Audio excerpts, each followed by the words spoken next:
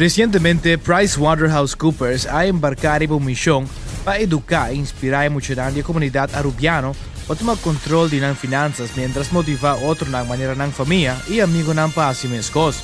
El resultado durante el momento aquí está un hobby placentero.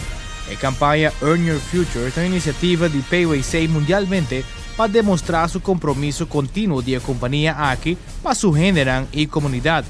PwC también representante de su compañía Tursimán en la escuela básica aquí en Aruba, para así estudiantes como miembro financieramente firme de la sociedad y así obtener varios hermanos que probar cargar durante la interna vida y que ayuda a beneficiar con más de una manera trimestral.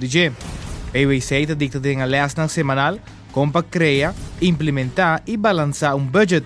Así decisionan conscientemente en cuanto a la entrada y si han priorizar necesidad na hora que llegan a gastar placa.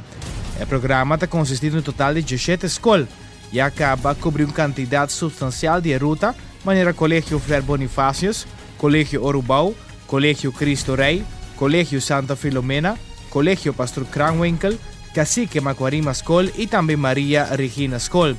No tem nada más motivante que mirar interés que muchos tienen en sí y aplicar conocimiento.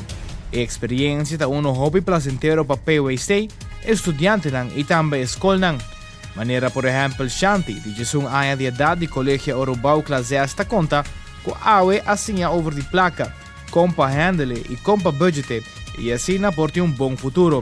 La campaña Earn Your Future está continúa su camino ronda de isla de Aruba y lo termina el próximo de noviembre.